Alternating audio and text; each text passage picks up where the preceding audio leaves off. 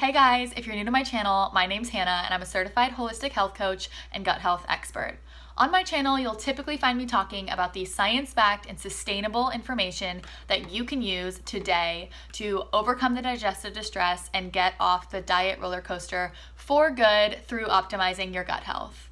Today, I'm going to be talking about the 3 biggest mistakes that I see people making while on the ketogenic diet and how it can potentially be wrecking your gut health. But before we dive into the top 3 mistakes that I see people making, let's kind of do a little recap about the ketogenic diet. I've written a ton about the ketogenic diet, and I'll place the links to those articles below here in the description. The ketogenic diet initially became popular in the 1920s as a therapeutic diet to help people suffering from epilepsy. Since then, it's booming in popularity and making a major comeback right now due to its potential fast fat burning and muscle maintaining effects. In a nutshell, this happens by switching the body's fuel source from a place of glucose, sugar, to ketones, or fat. The thing is, carbohydrates provide a quick source of energy, lasting about 24 hours. When we eat carbohydrates, our insulin spikes, and insulin is the fat storage hormone. But by eating fewer carbohydrates, we automatically decrease the amount of insulin that's released into the system, resulting in our bodies utilizing long-lasting energy from its own fat. If done properly, the body will actually start burning its own fat for fuel. That's what most people want when they take on the ketogenic diet. This diet is very low carb and very high fat. I'm talking no good healthy carbs either, like sweet potatoes or watermelon or spaghetti squash, some of my personal favorites. The main macronutrient in a ketogenic diet is fat, usually totaling about 70 to 75% of total calories, with about 20% coming from protein and 5% coming from carbohydrates. While I believe that this diet overall can be really therapeutic for some people, I see a lot of people doing it wrong right now. So let's get into the top 3 biggest mistakes that I see people making and how they're really wrecking their gut health. Mistake number 1, choosing to hit their macros over food quality. Adding Kraft singles to your diet to hit your protein to fat to carbohydrate intake is probably not the best idea. This really doesn't make this meal good for you.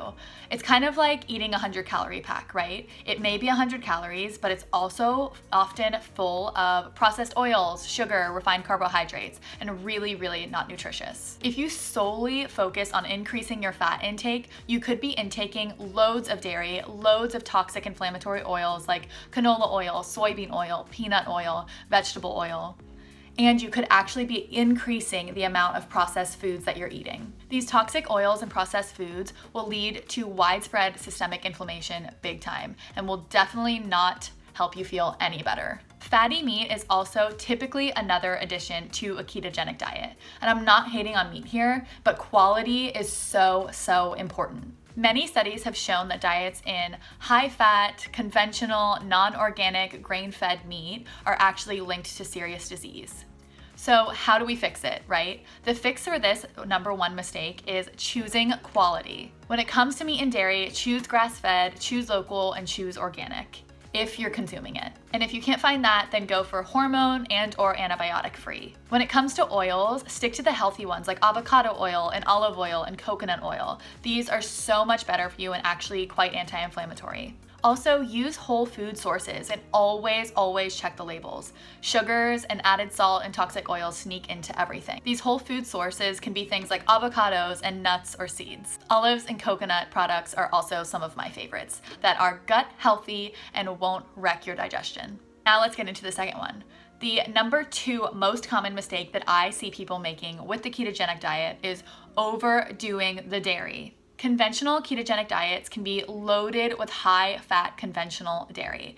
I see all of the recipes out there and people are eating sticks of butter and buckets of cream cheese to hit the macro content. This is actually one of the things that attracts a lot of people to the ketogenic diet, is that they can still eat all of their favorite high-fat cheese and dairy products, along with the bacon, right? While still losing the weight, so they think. You'll find in all of my programs that I really recommend taking out the dairy for a specific amount of time to see how your body actually reacts to it.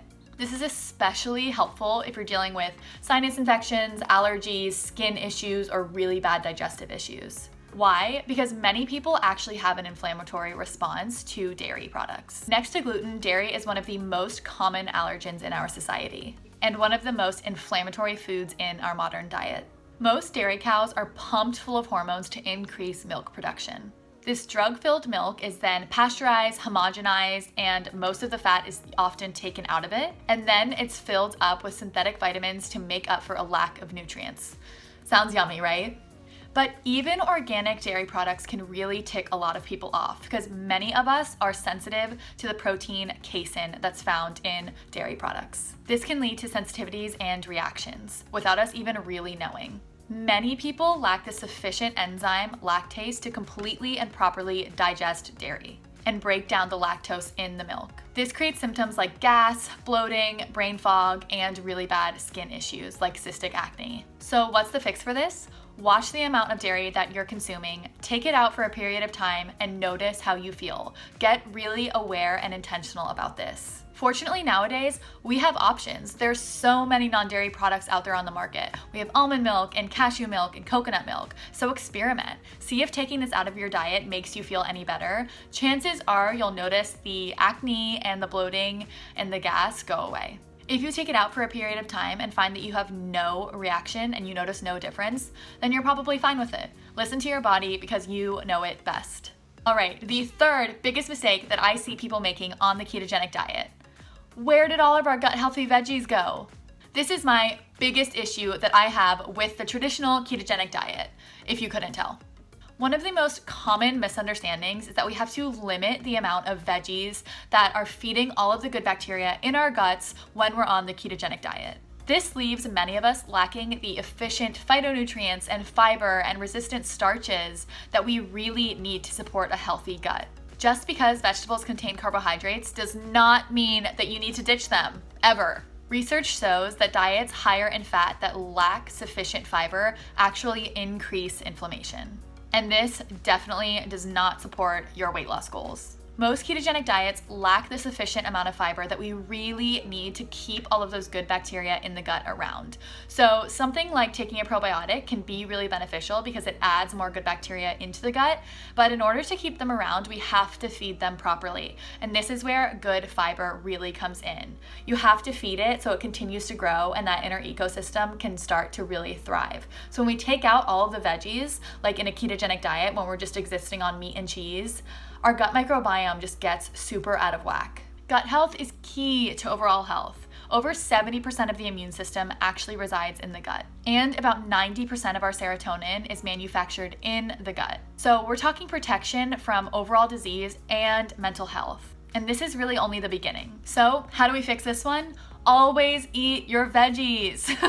Many amazing vegetables are low carb enough for keto. Yes, if you decide to follow a ketogenic diet, there are some veggies that you'll want to stay away from that are higher in carbohydrates, like beets, carrots, sweet potatoes, and squashes. But there are so many other amazing nutrient-dense and fiber-filled veggies that you want to make sure you're eating enough of.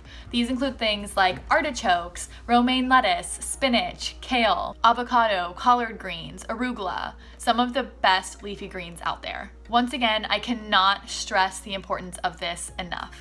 All in all, if you're deciding to take on a ketogenic diet and see if it works for you, do it the right way. Make sure that you're supporting a healthy gut in the process, or you're simply not gonna get the results that you want. Prioritize quality over hitting those macros, try limiting the dairy or maybe even taking it out to see how it makes you feel, and always make sure that you're getting in enough of those good fiber-filled veggies.